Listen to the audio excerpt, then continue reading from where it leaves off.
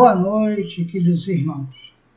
Estamos novamente reunidos em nome do nosso querido Mestre Jesus, na presença desses amigos da espiritualidade superior, para mais um momento de estudo sobre os teus ensinamentos à luz da doutrina espírita, através do canal no YouTube do nosso querido Centro Espírita Irmão Clarence. O nosso estudo de hoje é sobre o livro O Céu e o Inferno ou a Justiça Divina. E o item que nós vamos estudar é o capítulo 3, estamos na primeira parte. Nós vamos falar hoje sobre o céu. Os itens é de 1 a 12. Vamos então para a nossa prece e iniciarmos o nosso estudo. Mestre amado e querido, agradecemos a Ti a oportunidade maravilhosa e misericordiosa de estarmos aqui novamente, reunidos em Seu nome, na presença desses amigos da espiritualidade superior, para estudar mais um pouquinho sobre os Teus ensinamentos à luz da doutrina espírita. Roguemos a Ti, Mestre amado querido, que a vossa luz, suas vibrações de paz, amor e fraternidade estejam envolvendo os nossos corações, abrindo-os cada vez mais, para que através do amparo de nossos benfeitores e guias espirituais possamos compreender os Teus ensinamentos com a maior clareza.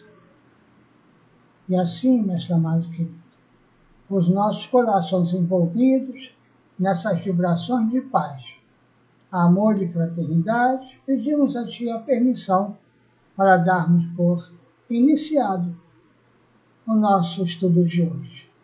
Que seja feito em Teu nome, em nome de Maria e Nazaré, nossa Mãe amada e querida, em nome do nosso querido irmão Clarence e de toda a espiritualidade superior. Mas acima de tudo e sempre, seja feito em nome de Deus, nosso Pai eterno e celestial. Que assim seja. Graças a Deus. Então, meus irmãos, hoje o nosso tema é o início do capítulo 3. Os itens são de 1 a 12. Nós vamos estudar um pouquinho, falar um pouquinho sobre o céu. E o nosso professor Kardec, ele começa a tecer os seus raciocínios nesse sentido aqui. Diz-se a palavra céu, em geral, quando nos referimos ao espaço indefinido que rodeia a Terra, e mais particularmente a parte que está acima do nosso horizonte. Ela vem do latim caelo, formado do grego coelos, oco, côncavo, porque o céu parece, aos nossos olhos, uma imensa concavidade. Os antigos acreditavam na existência de vários céus superpostos, compostos de matéria sólida e transparente, formando esferas concêntricas, das quais a Terra era o centro. Essas esferas, girando em torno da Terra, arrastavam consigo os astros que se achavam em seu circuito. Essa ideia, que resultado da insuficiência dos conhecimentos astronômicos, foi a de todas as teogonias, que fizeram dos céus, assim escalonados, os diversos graus de beatitude. O último era a morada da felicidade suprema. Segundo a opinião mais comum, havia 7 céus. Daí a expressão estar no 7º céu para exprimir a felicidade perfeita. Os muçulmanos admitem 9 em cada um dos quais a felicidade dos crentes é aumentada. O astrônomo Ptolomeu contava 11, dos quais o último era chamado Empírio, por causa da brilhante luz que nele reina. Ainda hoje é um nome poético dado ao lugar da glória eterna. A teologia cristã reconhece 3 céus. O primeiro é o da região do ar e das nuvens. O segundo é o espaço onde se movem os astros. O terceiro, além da região dos astros, é a morada do mais alto, a habitação dos eleitos que contemplam Deus face a face. É de acordo com essa crença que se diz que São Paulo foi elevado ao terceiro céu. As diversas doutrinas que se referem à morada dos bem-aventurados estão todas estabelecidas sob o duplo erro de que a Terra é o centro do universo e de que a região dos astros é limitada. É para além desse limite imaginário que todas colocaram essa região afortunada e a morada do Todo-Poderoso. Singular a normalidade que situa o autor de todas as coisas, aquele que as governa todas, nos fins da criação, em lugar de colocá-la no centro de onde a irradiação do seu pensamento podia se estender a tudo.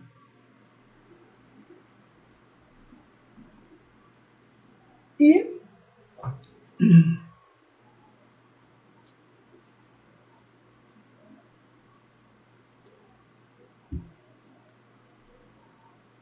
nosso querido professor Kardec agora mostra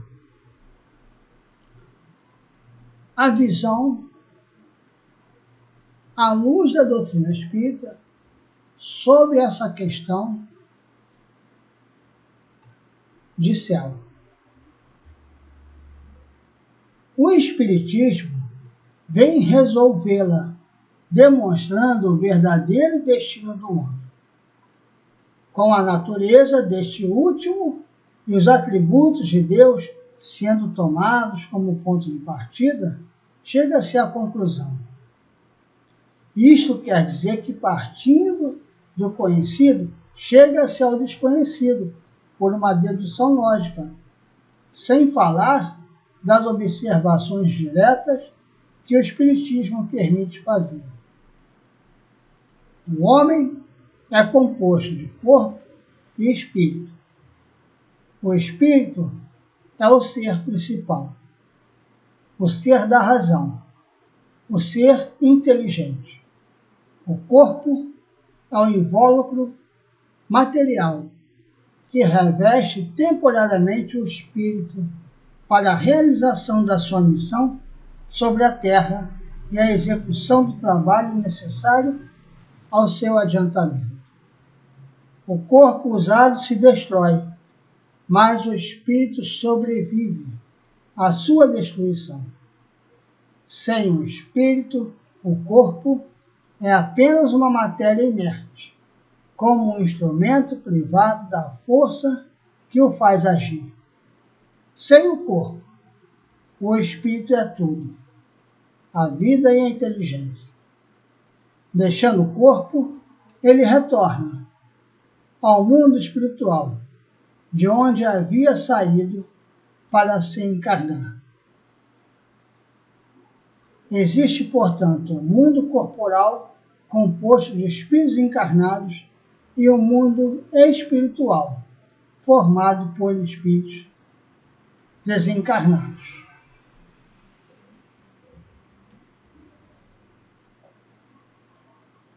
Com isso, meus irmãos, nós concluímos que não existe céu no sentido de um lugar absoluto. Nós vamos ver mais adiante, nesses raciocínios que o nosso professor Kardec nos trouxe, que o céu é um estado de espírito. Melhor até dizendo, é um estado moral do espírito. E esse estado moral, o espírito, ele tem em qualquer lugar, em qualquer situação, aonde ele esteja. Então, estar no céu é estar feliz, mas uma felicidade espiritual, uma felicidade moral, uma felicidade de dever cumprido com os ensinamentos do Cristo. E, consecutivamente, com as leis divinas. Então, céu e até mesmo inferno, que é um assunto que irá se falar também, são estados do espírito.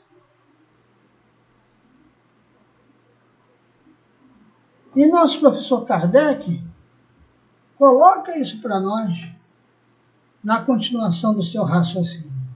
No item 6, ele fala assim para nós: os espíritos são criados simples e ignorantes, mas com aptidão para tudo adquirirem e para progredirem, em virtude do seu livre-arbítrio. Pelo progresso, eles adquirem novos conhecimentos, novas faculdades, novas percepções e, por consequência, novos prazeres desconhecidos aos espíritos inferiores. Eles veem, ouvem, sentem e compreendem o que os espíritos inferiores não podem ver, ouvir, sentir, compreender. A felicidade está na razão do progresso realizado. E aí nós vemos, queridos irmãos, muitas situações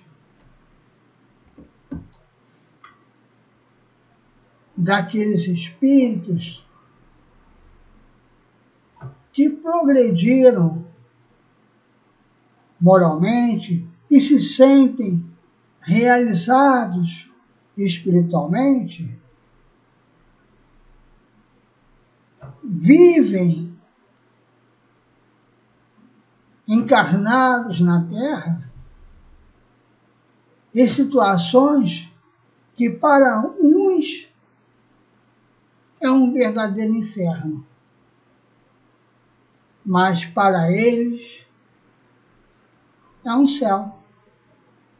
E a confiança e a crença em Deus, em Jesus, e principalmente na imortalidade da alma, os faz passar pelas situações e pelos obstáculos e nem sentem o roçar dos espinhos que estão em seus caminhos de jornada terrena. Por quê? Porque verdadeiramente eles são felizes espirituais. Eles têm a felicidade espiritual. A felicidade moral. E isso é uma conquista que nós vamos, com o tempo, trabalhando em nós os ensinamentos do Cristo, nos esforçando para praticar esses ensinamentos e nos desfazendo das nossas imperfeições. Muitas das vezes, Quantas passagens, histórias, melhor dizendo, nos chegam desses irmãos que passam por situações extremas para muitos de nós, materialmente, mas com uma leveza e com uma tranquilidade. E muitas das vezes, aquilo que nós achamos que só melhor dizendo, aquilo que nós vemos, tá? Só destruição e desgraça, eles veem beleza. Eles veem beleza.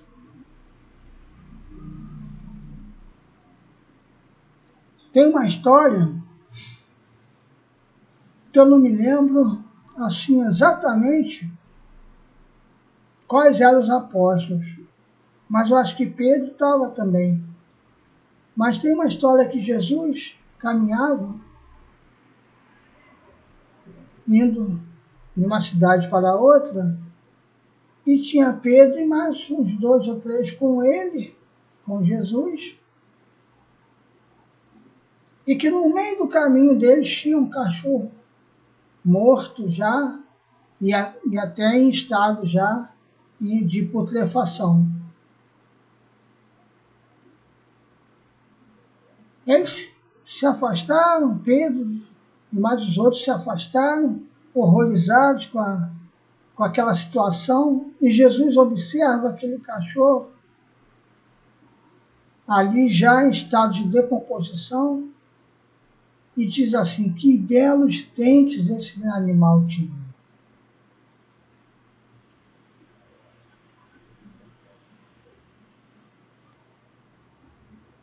É essa questão que o nosso professor Kardec passa aqui para nós. No sentido de que o céu é isso. É o estado da alma. É aquela felicidade do tesouro imperecível que Jesus veio nos trazer. Já ter conquistado esses tesouros. E para irmãos que estão nessa situação, já com essas conquistas, a confiança em Deus, a fé em Jesus e a fé no Pai de amor e misericórdia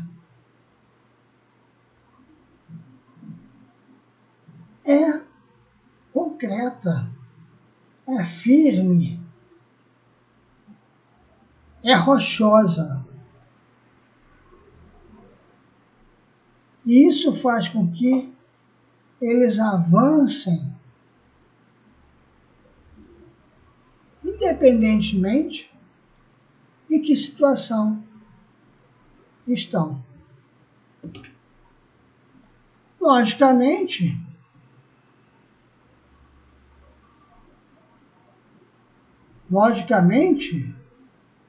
né, que a partir do momento que nós estamos em condições de passar para planetas ou até mesmo para colônias espirituais superiores, claro, isso é uma elevação, tá? Porque, na verdade, existe o céu físico? Existe. E qual é o céu físico? É o universo, onde estamos no meio dessa grande aglomeração de planetas, satélites. Estamos mergulhados nesse grande céu de fluido cósmico universal. Então, para a matéria, esse é o céu físico. São os planetas mergulhados nesse grande campo energético que é o fluido cósmico universal, aonde o hálito de Deus assopra e passa por todos nós, com seu pensamento de amor e misericórdia. Mas para nós, espíritos imortais,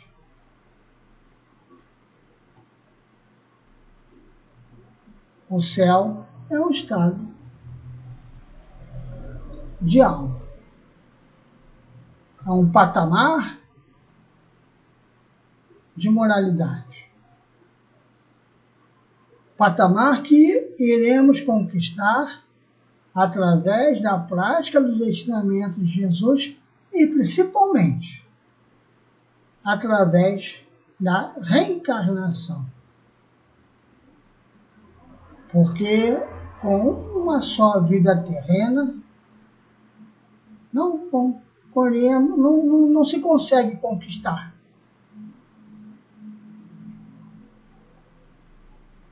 Não se consegue conquistar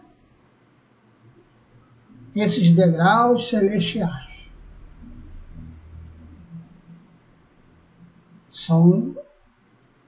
Será preciso diversas reencarnações para conquistarmos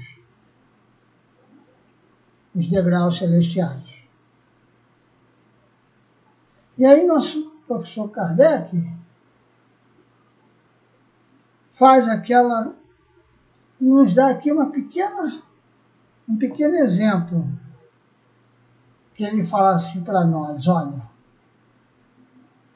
de modo que de dois espíritos, um pode não ser tão feliz quanto o outro, unicamente porque ele não é tão avançado intelectual e moralmente, sem que eles tenham necessidade de estar cada um em lugar diferente. Ainda que estejam ao lado um do outro, um pode estar nas trevas, enquanto que tudo é resplandecente em torno do outro. Exatamente como para um cego, uma pessoa que vê que se dão as mãos. Ela percebe a luz que não causa nenhuma impressão em seu vizinho, sendo a felicidade dos espíritos inerente às qualidades que possuem. Eles acolhem por toda parte onde se encontram, seja na superfície da Terra, no meio dos encarnados ou no espaço.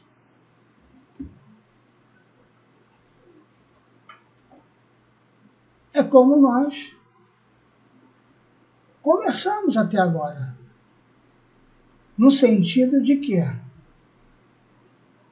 para muitos irmãos, vamos voltar para cá, planeta Terra. Para muitos irmãos encarnados e até desencarnados que estão habitando aqui no planeta, o que está acontecendo atualmente parece estar sendo uma grande contradição com os ensinamentos de Jesus.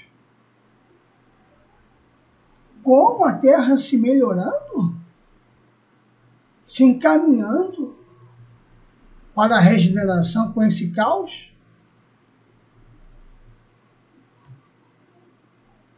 Essa exatamente é a chave, meus irmãos. É a compreensão dos ensinamentos do nosso querido Mestre Jesus, à luz da doutrina espírita, e não só compreender, como ver a lógica e a razão, ter confiança e ter fé que esse caos, na verdade, faz parte desse movimento de transformação. Aí, para alguns, na verdade, está havendo um grande momento de trevas no planeta. Para outros, para aqueles que já conquistaram essa confiança nos ensinamentos de Jesus, à luz da doutrina espírita, na verdade, o que está havendo é um grande movimento de transformação. E aí, para esses que estão observando isso, é uma conquista. Por quê? É um avanço. Um avanço, como nosso professor Kardec aqui nos coloca, intelectual e moral. Porque já compreende que o que está havendo, na verdade, é uma transformação. Nós estamos falando de avanço intelectual e moral, não imperfeição. Não imperfeição. Há uma grande diferença. Por quê? A doutrina espírita, o objetivo dela é esse, nos fazer, através de raciocínios claros sobre o Evangelho do Cristo, nos fazer o entendimento de praticá-los. E através dessa prática nós avançarmos moralmente e intelectualmente. Mas isso não quer dizer que já chegamos à perfeição. O objetivo é chegar à perfeição. Mas estamos caminhando. Mas não deixa de ser um avanço. A partir do momento que nós consigamos conquistar, subir um degrauzinho que seja moral, é um avanço. É um grandíssimo avanço. Não importa o tamanho que seja, mas é um avanço. Então, meus irmãos, através da luz da doutrina espírita, com os ensinamentos do Cristo, estamos aprendendo a deixar raciocínios equivocados que tivemos através de séculos sobre questões como céu e até mesmo inferno, que, na verdade, são que patamar, o degrau espiritual que o espírito está no momento. Agora, claro, não tenhamos dúvida, de acordo com as afinidades, nós vamos nos aglomerando, encarnados e desencarnados. Nós vamos nos aglomerando de acordo com as afinidades. E quanto maior for a nossa superioridade moral, não tenhamos dúvida, mais próximo à face de Deus estaremos. E estar próximo à face de Deus é o quê? É conseguir estar cada vez mais em comunhão com Deus. E esse é o objetivo da doutrina espírita, nos fornecer recursos, claro, do Evangelho do Cristo, para que um dia possamos dizer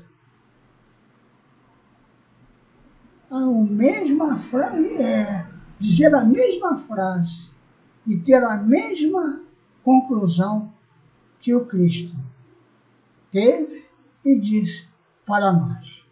Eu e o Pai somos um só. E chegaremos, não tenhamos dúvida, porque foi o próprio Mestre Jesus que nos informou isso. Chegaremos, não tenhamos dúvida. Independentemente de quanto tempo demorará. Mas o final é esse. É a nossa perfeição moral.